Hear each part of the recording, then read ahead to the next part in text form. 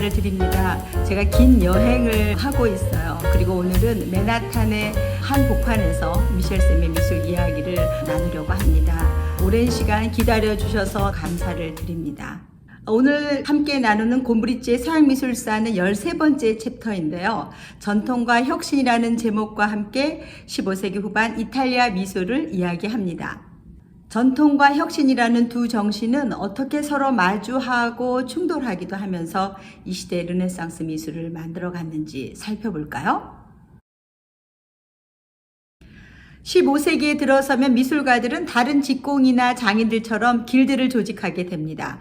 오늘날의 노동조합을 떠올리시면 될 것 같아요. 길드는 조합원의 권리와 특권을 보호하고 또 그들이 제작한 제작품을 팔기 위해서 안전한 시장을 확보해야 하는 그런 중요한 임무를 수행해야 했습니다.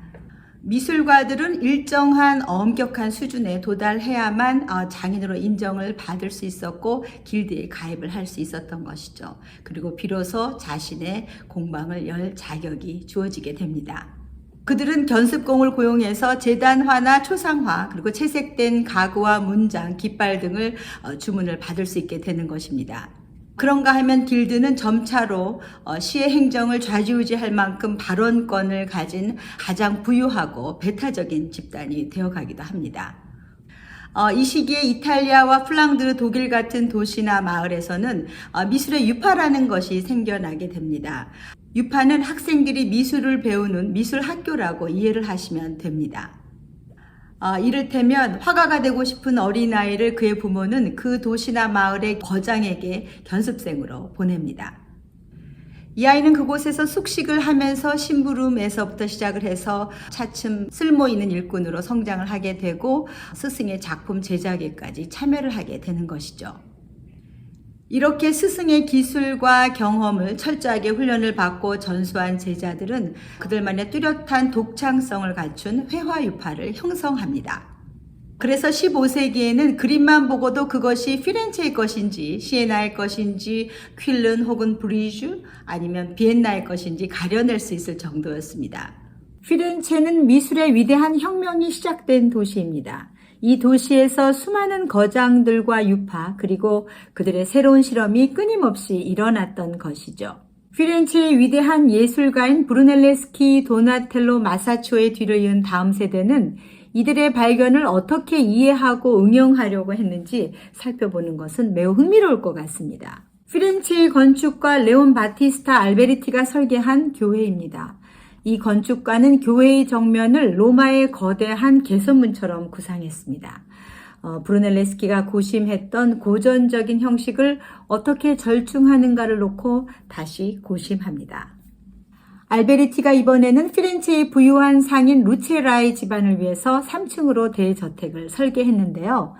건물의 정면을 브루넬레스키를 따라 고전 형식으로 장식한 것을 발견하게 됩니다.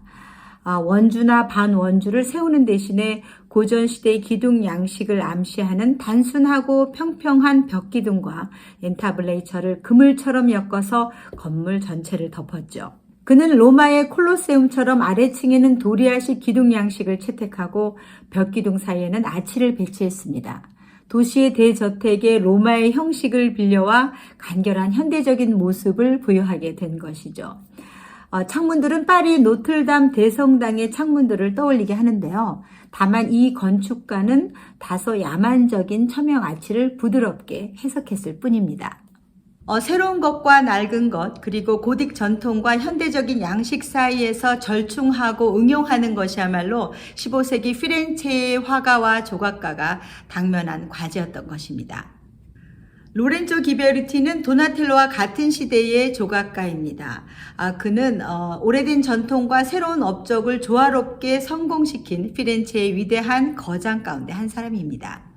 이 부조는 도나텔로의 헤롯 왕의 잔치가 있는 시에나 대성당의 동일한 세례반을 위해 제작되었어요. 예수님은 세례 요한과 천사들 가운데 서 있고 하나님 아버지와 성령을 상징하는 비둘기는 하늘에 새겨져 있습니다. 옷주름을 세심하게 다루는 것은 14세기 중세의 금세공사를 상기시키고 있어요. 이 조각가는 각 인물상의 역할을 단번에 이해할 수 있도록 힘차고 실감나게 그려냈는데요. 하나님의 어린 양 예수는 아름답고 겸손하게, 그리고 광야에서 외치던 예언자 세례 요한은 엄숙하고 힘찬 몸짓으로 그려내고, 천사들은 기쁨과 놀라움으로 서로 조용히 얼굴을 마주합니다.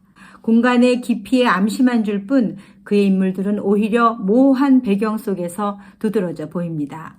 프라 안젤리코가 산 마르코 수도원에 그린 수태고지입니다. 그는 도미니쿠스 수도회의 수사였는데요. 어느 수도사의 방에 그의 작품 가운데 가장 아름다운 걸작을 그렸습니다. 종교 미술의 전통적인 이념을 표현하기 위해서 마사치오의 새로운 방법들을 응용했던 것입니다. 그가 구사하는 자연스러운 원근법은 마리아가 무릎을 꿇고 있는 회랑을 더욱 실감나게 합니다. 이 화가는 성화를 그저 아름답고 단순하게 그리고 싶었나 봐요. 그림에는 운동감도 없고 실제로 인물들은 단단해 보이지 않죠. 그렇지만 이 그림이 지닌 겸손한 분위기는 감동적으로 다가옵니다. 파올로 우첼로의 그림인데요. 피렌체의 권력과 불을 거머쥔 메디치가의 대저택 실내에 그렸습니다. 당시 피렌체의 군대와 이탈리아의 여러 도시 사이에 벌어졌던 전쟁 가운데 산 로마노의 대승을 보여줍니다. 언뜻 보면 중세의 기사 이야기가 떠오를 텐데요. 갑옷에 길고 무거운 창을 든 채 마산경주에 출전하는 그런 그림 말이죠. 우첼로는 원근법에 열중한 나머지 사물을 단축법으로 그려보는 등 새로운 실험으로 고심을 하고 문제점들을 제기합니다.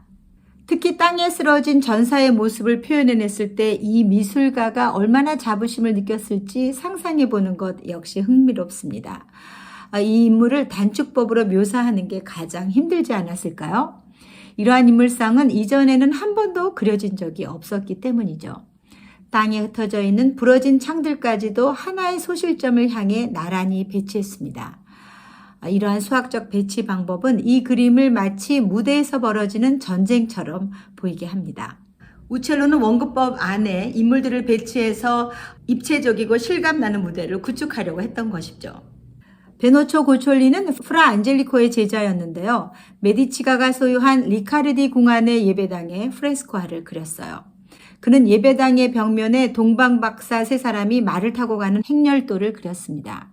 마치 왕자들이 화려하고 유쾌한 풍경 속을 여행하는 듯 보이죠. 이 화가에게는 성경의 이야기가 단지 아름다운 장신과 의상이 가득한 매혹적인 동화를 그릴 수 있는 기회에 지나지 않았습니다. 미술의 목적은 변해갑니다. 이 화가는 미술의 새로운 수법들을 이용해서 그 시대의 화려한 생활상을 생생하고 유쾌하게 그려내려고 했던 것입니다. 이번에는 피렌체의 남쪽과 북쪽의 도시에 살았던 화가들의 작품을 살펴볼까요? 이탈리아 북부 도시인 만테바의 미술가 안드레아 만테냐는 예수님의 제자 야고보에 관한 일련의 벽화들을 그렸습니다.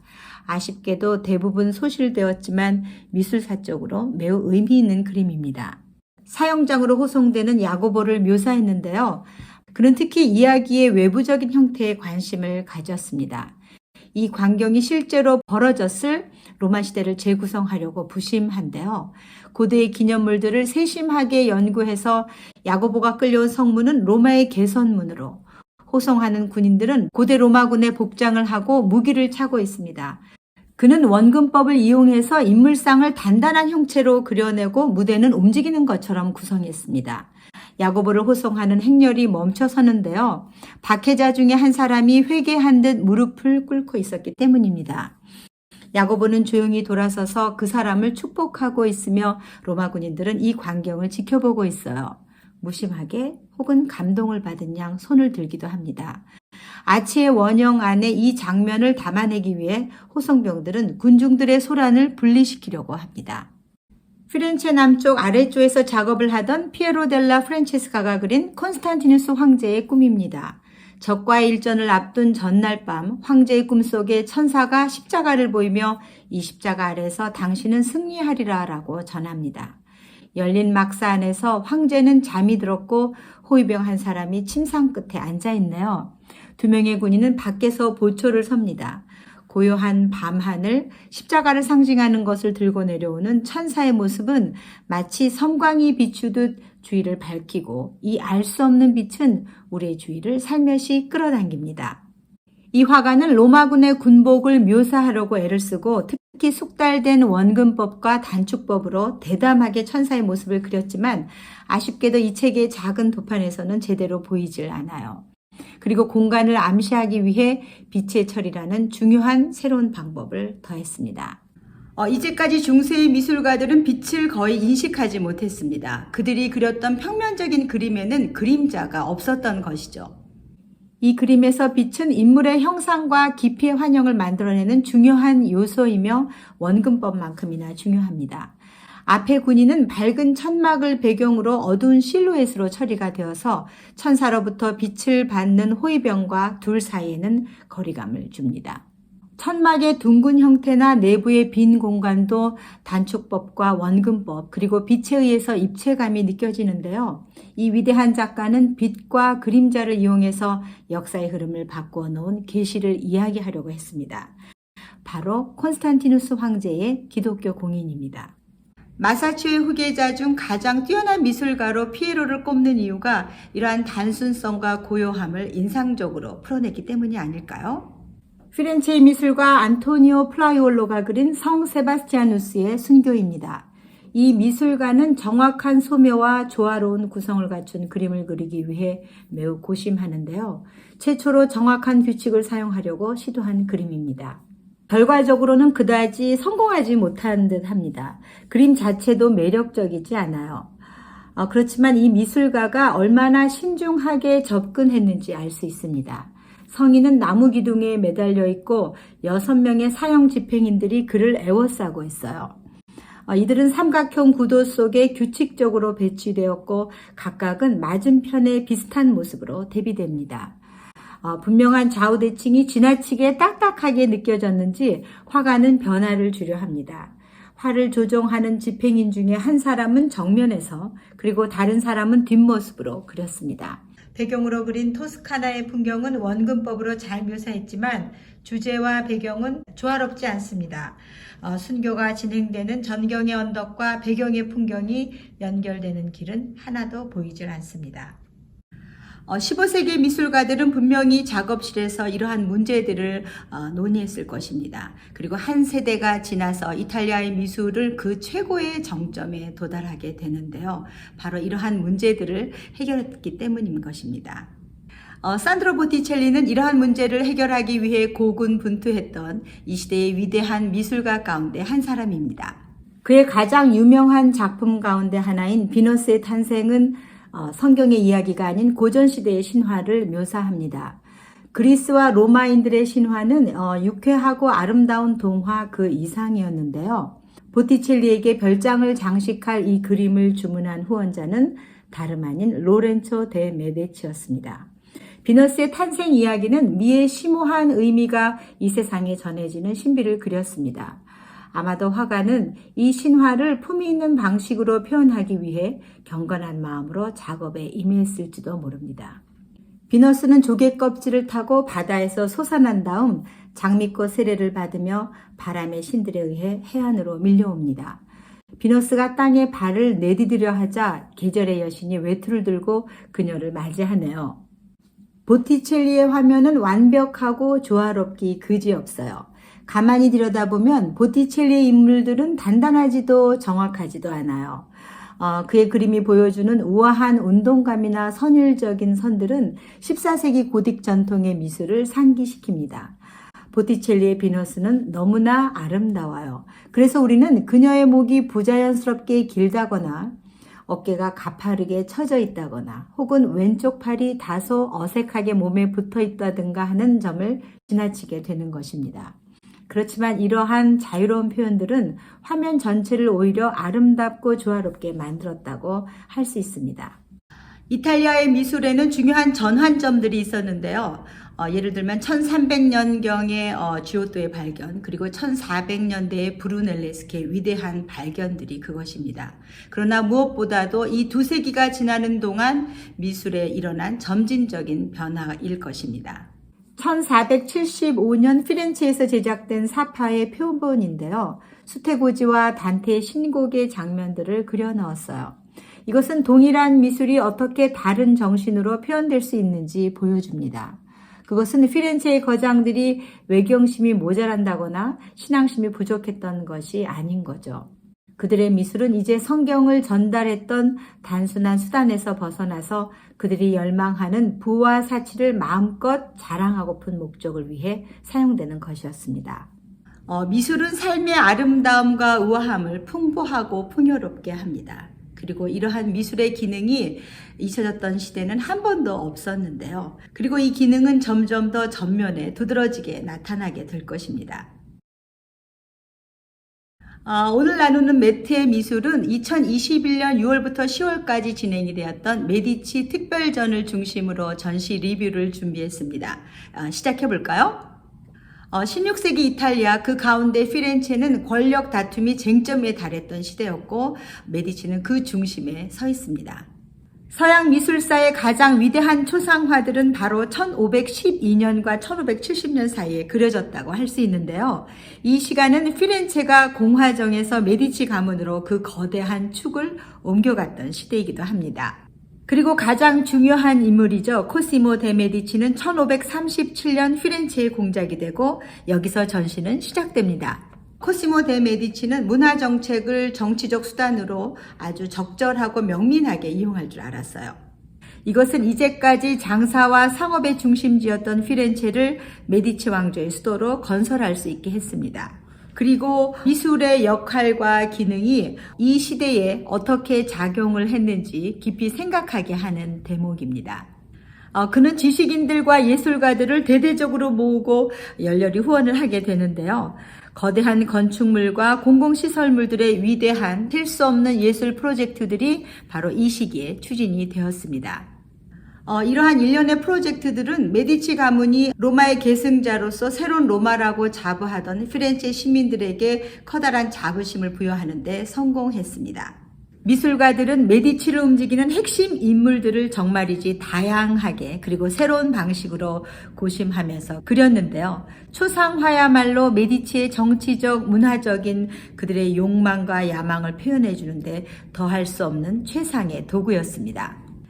이 전시에는 모두 90여 점의 작품들이 등장합니다.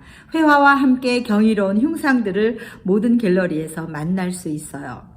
그런가 하면 메달과 보석 조각 작품들, 그리고 드로잉, 애칭, 필사본, 무게에 이르기까지 실로 다양한 작품들을 포함하고 있는데요.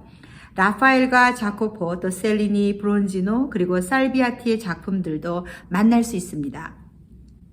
두 벽면에는 메디치 가게도와 함께 이 시대의 피렌체 전경을 인상적으로 펼쳐놓았습니다. 화가이자 미술사가인 조르주 바사리는 그의 유명한 저서 예술가들의 생애에서 피렌체는 비로소 르네상스의 요람이 되었다라고 기술함으로써 메디치와 피렌체 그리고 르네상스와 예술가의 결연한 관계를 정리했습니다.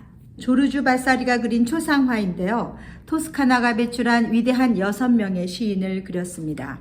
14세기 피렌체의 인문학을 이끌었던 위대한 시인 단테와 페트라르카와 함께 보카치오, 구이도, 카발칸티도 보이고 탁자 위에는 시대 정신을 상징하는 온갖 오브제들로 가득한데요.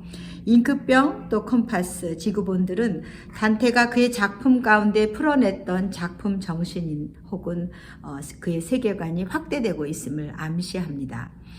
이 초상화는 특히 그 코시모 메디치가 피렌체 아카데미를 후원하고 있음을 환기시킵니다. 이 미완의 초상화는 미켈란젤로의 신실한 친구였던 다니엘다 볼테라가 그렸습니다. 조각가이자 화가이며 또 건축가이자 시인이었던 미켈란젤로의 영향력은 16세기 피렌체의 미술과 문화 전반에 걸쳐 나타납니다. 뼛속 깊이 공화당이던 그는 1529년과 30년 사이에 있었던 정치적 알력 다툼에 깊이 연루가 되어서 결국은 메디치의 반기를 들게 되고 로마로 추방이 되었는데요. 천재 예술가로서 미켈란젤로가 지나가야 했던 모든 삶의 굴곡과 여정이 그대로 그려낸 듯합니다. 16세기는 미술사뿐만이 아니라 역사 가운데 가장 위대하고 중요한 시간입니다. 16세기는 한마디로 문화적인 인플루언서 그 자체이고 원조라고 할 수 있다는 것입니다. 오늘 제가 준비한 이야기는 여기까지입니다. 맨하탄의 도시 한복판에서 가끔씩 들리는 도시의 소음과 함께 나눴던 미술 이야기입니다. 다음 시간에는 14번째 챕터 15세기 후반 북유럽의 미술과 함께 더 흥미로운 메트로폴리탄 뮤지엄의 미술 이야기를 가지고 찾아오겠습니다. 너무 오래 걸리지 않을 거예요. 오늘도 찾아와 주신 여러분 감사합니다.